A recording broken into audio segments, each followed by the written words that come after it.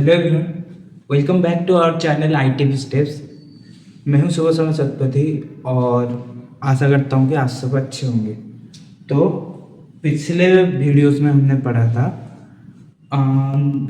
Buddhist and Jainism system, ठीक है। तो आज हम उसी के यूनिट 3 के बारे में पढ़ेंगे, जो है evolution of Indian education unit 3 post Gupta period to colonial period. मतलब जब हमारा बुद्धिस्ट और जैन सिस्टम शुरू मतलब हाई पॉइंट में था, जब गुप्तास आए, ठीक है, फिर मेडिवल सेंचुरी आई जब हमारे मुगल्स आए, और उसके बाद हम कॉलोनियल के बारे में पढ़ेंगे, ठीक है।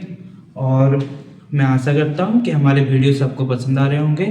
अगर आपको वीडियो पसंद आ रहे हैं तो हमें लाइक कीजिए, सब्सक्राइब कीजिए और कमेंट कीजिए, ताकि हमें पता चले कि हमसे क्या गलती हो रही है, ठीक है। तो हम आगे बढ़ते हैं और शुरू करते हैं, ठीक है। तो पहले हम देखेंगे क्या हमें देखना है इसमें, ठीक है। पहले हम देखेंगे vision, objective, historical development and silent features, ठीक है। तो हमारे जो तीनों periods, post Gupta, then medieval और फिर कॉलोनियल पीरियड, इन तीनों के हम विजन्स क्या थे, मतलब वो क्या बताना, वो क्या करवाना चाहते थे उस समय, वो क्या हमें देना चाहते थे उसके बारे में। फिर उसके ऑब्जेक्टिव्स क्या थे, मतलब वो उसके द्वारा हमें क्या गुण लाना चाहते थे, हमें क्या सुधार लाना चाहते थे। फिर हिस्टोरिकल डेवलपमेंट क्या थे, मतलब कैसे कैसे वो बनी थी, और साइलेंट फीचर्स क्या थे, ठीक है। पहले हम पढ़ेंगे पोस्ट गुप्ता पीरियड, जो कि है 7th to 12th century C, मतलब कॉमन एरा, मतलब कितना 601 602 उसमें शुरू करके 1101 1102 उस समय की बात बोल रहे हैं। फिर हमारा आया मेडिवल पीरियड, जो कि 1200 से 17 सी तक था। फिर आएगा कॉलोनियल पीरियड, जो कि 1757 से 1947 तक शुरू हुआ था, ठीक है। फिर हम आगे बढ़ते हैं और पहले हम पढ़ेंगे पोस्ट गुप्ता पीरियड के बारे में, ठीक है। तो आगे जब बढ़ेंगे post Gupta period 7th to 12th century CE. तो क्या था, after the fall of Gupta empire India experience political fragmentation as well as extraordinary educational advancement, ठीक है। जब गुप्ता एम्पायर पूरी तरह से खत्म हो गया, ठीक है, फिर इंडिया में बहुत सारे पॉलिटिकल फ्रैक्शंस आ गए, जैसे कि आपको पता होगा साउथ में चोलास आ गए, पांड्यास आ गए, ठीक है। फिर गंगा डायनेस्टी बन गई, फिर बहुत सारे नए नए एम्पायर्स हर जगह पर शुरू हो गए, ठीक है। जिसमें हम आगे पढ़ेंगे regional kings emerge, Palas in Bengal, ठीक है।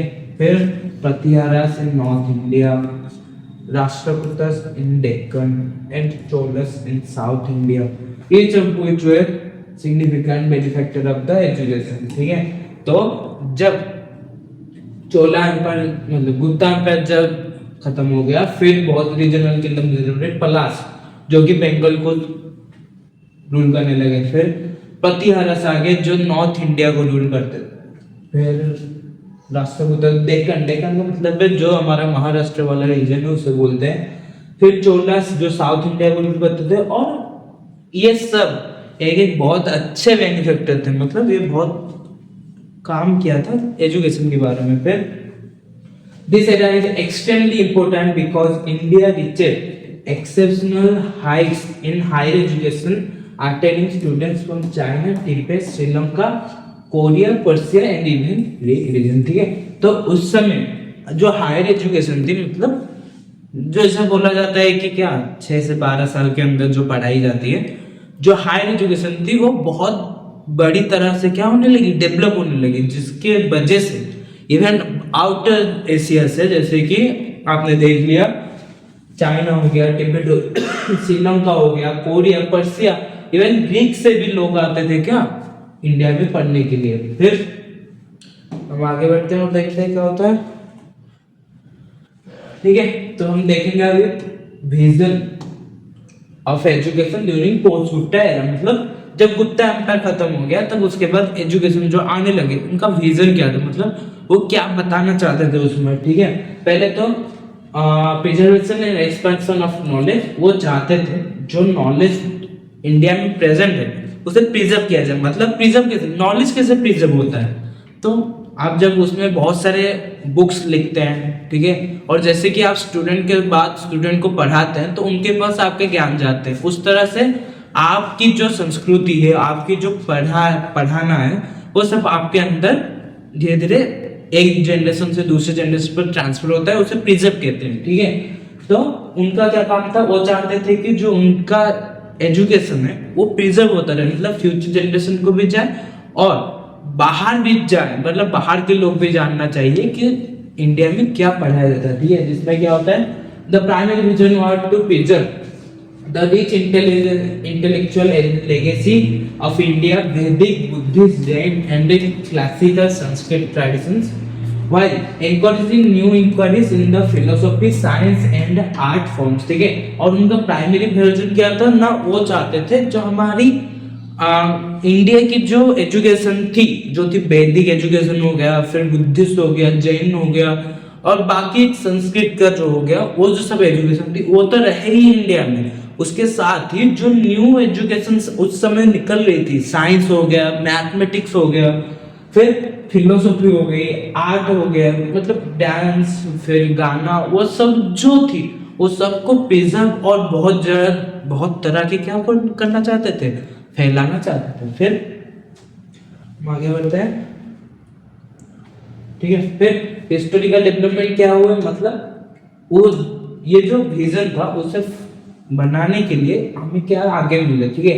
Education was design to set, education design क्या होता है, सेट करने में क्या, मोरल वैल्यूज, मतलब आपके अंदर क्या सही है क्या गलत है, वो जो सब चीजें उसे बनाने के लिए, फिर इंटेलेक्चुअल रीजनिंग के लिए, ठीक है, फिर फिजिकल डिसिप्लिन के लिए, फिर स्पिरिचुअल इंसाइट के लिए, फिर learning was not only for employment but for self realisation and societal harmony, ठीक है। तो पहले तो चाहते थे कि आपके अंदर जो क्या सही है क्या गलत है उसकी एक अच्छे से एक भावना बन जाए।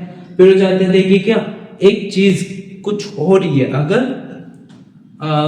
कोई ऐसा है कि किसी को ज्यादातर डायरिया हो गया है, उस समय तो कोई नहीं जान पाता था ना, तो कोई ऐसा मत समझ ले कि भाई भगवान ने श्राप दे दिया, कुछ लॉजिकल तो हो उसमें कि क्यों तबीयत क्यों खराब हो रही है गांव की, उस सब के बारे में उस तरह की बात है। फिर फिजिकल डिसिप्लिन, मतलब आपको क्या खाना चाहिए, कितनी तरह से खाना चाहिए, ये नहीं कि आप हर दिन खा ही रहे हो, एक दिन आप मांस खा रहे हो तो दूसरे दिन आपको कुछ सब्जी खानी पड़ेगी, उस तरह के फिजिकल डिसिप्लिन। फिर क्या एक्सरसाइज करनी चाहिए, क्या प्राणायाम करना चाहिए।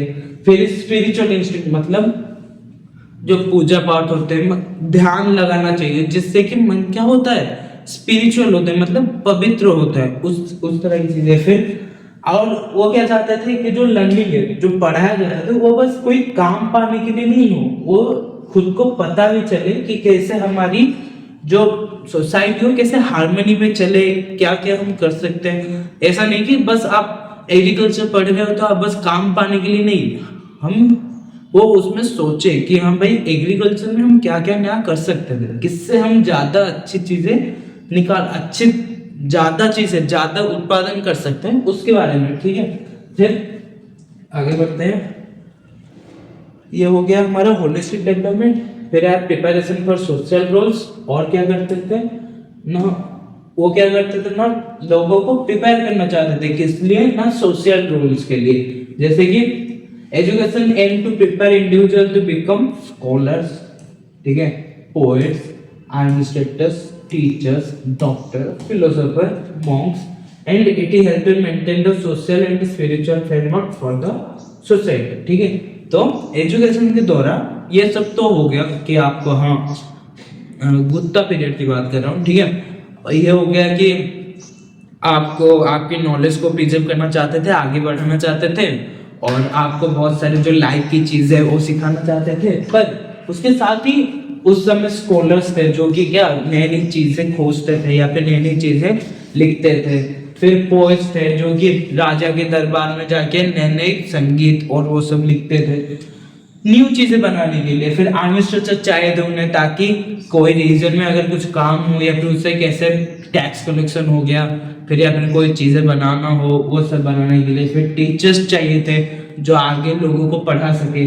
फिर डॉक्टर्स, फिर फिलोसोफर्स और फिर मॉन्क्स, मतलब पुजारी भी चाहिए थे जो कि मंदिर में पूजा कर सके। ये सब प्रोफेशन के लिए भी क्या उनको बना सिखाया जाता था, ठीक है। फिर और क्या था, फिर आ गया हमारा ऑब्जेक्टिव। तो अब तक हमने देखा विजन क्या था, ठीक है। तो ये जो सब थे इसमें हमने विजन ऑफ गुप्ता पीरियड पढ़ा। अभी हम पढ़ेंगे उसके ऑब्जेक्टिव क्या है, ठीक है। तो ऑब्जेक्टिव में क्या देखेंगे हम, तो जो गुप्ता पीरियड के ऑब्जेक्टिव क्या थे, मतलब वो क्या चाहते थे, ठीक है, वो अपने एजुकेशन के द्वारा क्या चाहते थे। The objective can be summarise, हम अगर ऑब्जेक्टिव को ऐसे नॉर्मल में देखें तो transmission of scattered and classical knowledge, मतलब जो हमारी नॉलेज थी, आपको पता है इंडिया हमेशा ही एक्सटर्नल अटैक से जूझता है, तो लोग चाहते थे कि अब उनकी जो नॉलेज है उसे वो प्रिजर्व भी करें, मतलब वो बचा के रखे। ये नहीं कि लोग आए तो आपको मार दे और आप भूल जाए नॉलेज को, तो क्या ही फायदा, ठीक है। जो हमारे वेदास थे, बुद्धिस्ट सूत्रस थे और जो जैन अगमस थे, ठीक है, उसे वो प्रिजर्व भी करना चाहते थे और दूर दूर जगह तक फैलाना भी चाहते थे, ताकि ज्यादा से ज्यादा लोग उनसे जुड़े। आपको पता है कि ये बोला जाता है कि सबसे अच्छा एक नॉलेज को आगे बढ़ाने का सब बुक नहीं होता, सबसे अच्छा होता है आपका दिमाग। जितना आप अपने दिमाग में आपकी नॉलेज को बचा के रखोगे उतने ही अच्छे से आप उससे ज्यादा दूर तक स्प्रेड कर सकते हो, ठीक है। फिर ट्रेनिंग इन क्रिटिकल थिंकिंग, मतलब वो लोगों को चाहते थे कि अगर एक चीजें पर कोई होगी, मतलब एक, अब ये मान लीजिए जैसे कि मैंने पिछली बार बोला था, एक गांव है जहाँ पे बहुत सारे लोग जा रहे हैं, क्या पीड़ित हो रहे हैं, ठीक है, बहुत सारे लोग मर रहे हैं। भाई क्रिटिकली थिंक तो तुम करो कि भाई क्यों मर रहे हैं, क्या हो सकता है, क्या सब में एक जैसा ही मर रहे हैं, तो भाई हो सकता है कुछ हो। ऐसा नहीं कि आप सोच लो कि नहीं कोई भगवान आपको श्राप दे दिया, ऐसा नहीं। उस तरह के क्रिटिकल नहीं, जैसे कि लॉजिक हो गया, फिर डिबेट, मतलब अगर कहीं पर कुछ हो रहा है आप ऐसे अंधा विश्वास मत कर लो कि भाई हाँ उसने वो बोला है तो वही हो गया। आप उससे पूछो कि ऐसा क्यों हो रहा है, उस तरह की थिंकिंग लाना चाहते थे। फिर मास्टरिंग इन स्पेशलाइज्ड डिसिप्लिन, कुछ डिसिप्लिन में मास्टर लेना चाहते थे, जैसे कि मेडिसिन में, फिर एस्ट्रोनॉमी में, फिर ग्रामर में, फिर लिटरेचर, इन सब चीजों में वो दूसरे लोगों को अच्छी तरह से ट्रेनिंग देना चाहते थे। फिर creating a discipline and morally upright population, मतलब वो एक ऐसी पॉपुलेशन बनाना चाहते थे जो कि डिसिप्लिन हो, मतलब जो कि पढ़ी लिखी हो। ऐसे देखो, एक जब पढ़ा लिखा हो जाता है एक आदमी तो वो हर चीजों को सोचता है, समझता है, फिर जाके काम करता है। ऐसा नहीं कि आप कुछ भी कर रहे हो, अभी बारिश का सीजन चल रहा है और तुम्हें तो नहीं, हमें तो सनफ्लावर ही उगाना है, ऐसा नहीं, ठीक है। आप जो सोचो, देखो बारिश हो रहा है तो अभी राइस उगानी है, उस तरह से कि पॉपुलेशन बनना चाहते हैं। फिर maintaining educational institutions and scholarship tradition through teacher student bonds, और क्या चाहते थे वो, क्या अच्छे से एजुकेशनल इंस्टीट्यूशंस बनाना चाहते थे और जो टीचर स्टूडेंट है उनके अंदर एक अच्छा सा बॉन्ड भी बनाना चाहते थे। फिर ये ऑब्जेक्टिव हुआ, फिर हम आगे बढ़ते हैं। तो हम अभी देखेंगे हिस्टोरिकल डेवलपमेंट। हिस्टोरिकल डेवलपमेंट मतलब क्या देखेंगे, मतलब जो उस समय जो एजुकेशन चल रही थी उसमें कैसे कुछ डेवलप हुआ, मतलब पहले क्या आया फिर क्या हुआ। पहले हमारा क्या हुआ, राइज ऑफ ग्रेट यूनिवर्सिटीज, मतलब बड़ी बड़ी यूनिवर्सिटीज बनना शुरू हो गई थी। जैसे कि पहले तो आपको पता ही है नालंदा, ठीक है, सेंटर ऑफ बुद्धिस्ट लर्निंग, जहाँ पे बुद्धिस्ट लर्नर्स आते थे। और आपको पता भी है वहाँ उसमें 10,000 उस समय की पूरे दुनिया की पहली यूनिवर्सिटी नालंदा यूनिवर्सिटी की थी, ठीक है। उस समय वहां पे 10,000 से ज्यादा लोग पढ़ते थे, और कितने सब्जेक्ट, 100 सब्जेक्ट पढ़ाए जाते थे, ठीक है। उसमें बहुत सारे लोग आते थे, चाइना हो गया, तिब्बत हो गया, फिर मतलब नॉर्थ एशिया से तो बहुत ही लोग आते थे। फिर विक्रमशिला हो गया जो कि क्या तंत्रिक बुद्धिस्ट स्टडीज पढ़ाया जाते थे। फिर जगद्दल हो गया, famous one literacy, philosophical works. फिर कुछ और यूनिवर्सिटी से, जैसे कि क्या उदयपुरी, वल्लभाई, फिर पुष्पगिरी, कंची, इक्वली, ये सब इंपोर्टेंट यूनिवर्सिटी जो उस समय क्या बननी शुरू हो गई थी। ठीक है, फिर हम आगे बढ़ते हैं, देखते हैं क्या है। ठीक है, this institutions are multi student library, मतलब बस एक स्टोर की नहीं, बहुत सारे स्टोर की लाइब्रेरीज थी, फिर लेक्चर हॉल्स थे, फिर रेसिडेंशियल कॉम्प्लेक्सेस थे, मतलब एक ऐसी जगह जहाँ पे लोग रहने के लिए भी उन्होंने जगह बनाई थी, फिर मेडिटेशन हॉल्स थे, रिसर्च विंग्स थी, स्टूडेंट एडमिनिस्ट्रेटिव सिस्टम थे, मतलब वो एक फुल फ्लेज यूनिवर्सिटी की तरह काम करती थी, जहाँ पे बहुत स्टोर के लाइब्रेरीज थे, फिर लेक्चर हॉल थे जहाँ पे लोग बैठ के और जो टीचर थे उनको पढ़ाते थे, फिर रेसिडेंशियल कॉम्प्लेक्सेस थे, मतलब रहने के लिए अलग से जगह बनी हुई थी, फिर मेडिटेशन हॉल जहाँ पे लोग जाके ध्यान करते थे, फिर रिसर्च विंग्स थे जहाँ पे लोग नई नई मेडिसिन हो गए, नए नए गणित हो गए, उन सब पे रिसर्च भी करते थे, फिर स्ट्रक्चरल एडमिनिस्ट्रेटिव सिस्टम, मतलब अगर कहाँ कोई पर कहाँ गलती हुई, अगर कुछ हुआ तो उससे संभालने के लिए एडमिनिस्ट्रेटिव सिस्टम भी बनाया गया था उस समय।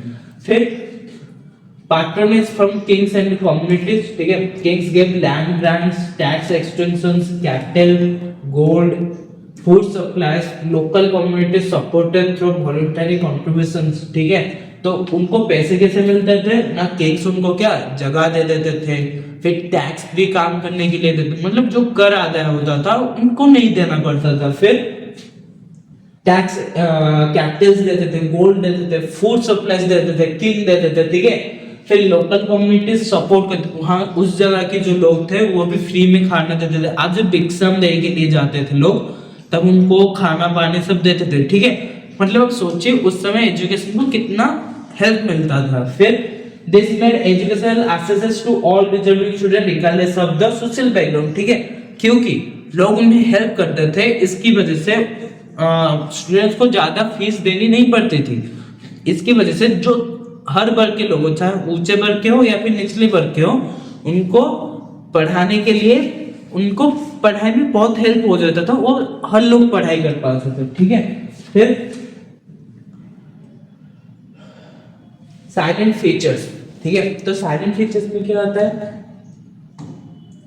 ठीक है, पहले रेसिडेंशियल एजुकेशन, मतलब उस समय क्योंकि वहां पे ऐसा था कि बच्चे जाके एक जगह पे रह के पढ़ाई करते थे, इसलिए स्टूडेंट लाइव विद टीचर, फिर उनके टीचर के साथ रहते थे, और monastic complexes this allow close mentorship, character building and discipline. जब स्टूडेंट जाके एक टीचर के बहुत ही पास रहेगा तब टीचर उसे अच्छे से देख पाएगा कि किस किन चीजों में वो अच्छा नहीं कर पाता, ठीक है, कहाँ कहाँ पे वो गलती कर रहा है, उसके बारे में वो जान पाएगा। वही फायदा उस समय होता था क्योंकि स्टूडेंट्स जाके रहते थे तो टीचर्स वहां पे आराम से उन पे नजर रख पाते थे। फिर फ्री एजुकेशन मिलता था, जैसे कि food, clothing, book, lodging all are provided by the institute of the king, क्योंकि उसके बाद ये जो पैसे, टैक्स और लैंड जो सब किंग और लोकल देते थे, इसलिए स्टूडेंट को फ्री एजुकेशन मिलता था, उनको एक भी पैसा नहीं देना पड़ता था, बस गुरु आखिर में जाके उनको कुछ गुरु दक्षिणा वो भी माफ थी, ठीक है, वो अपनी इच्छा से दिया जाती थी, ठीक है। फिर आगे बढ़ते हैं, डाइवर्सिटी इन करिकुलम, ठीक है, तो मुझे लगता है कि आज की वीडियो बहुत लंबी हो गई होगी, मैं आशा करता हूँ कि आपको समझ में आया होगा। हम आगे डाइवर्सिटी इन करिकुलम आगे बढ़ेंगे, और अगर आपको वीडियो पसंद आई तो लाइक कीजिए, सब्सक्राइब कीजिए, और अगर पसंद आए तो दूसरों को शेयर भी कीजिए। मैं अगर आपको कोई चीज़ नहीं समझ में आ रही तो आप कमेंट कर सकते हैं, और हमें सपोर्ट दिखाने के लिए भी कमेंट कर सकते हैं। Thank you.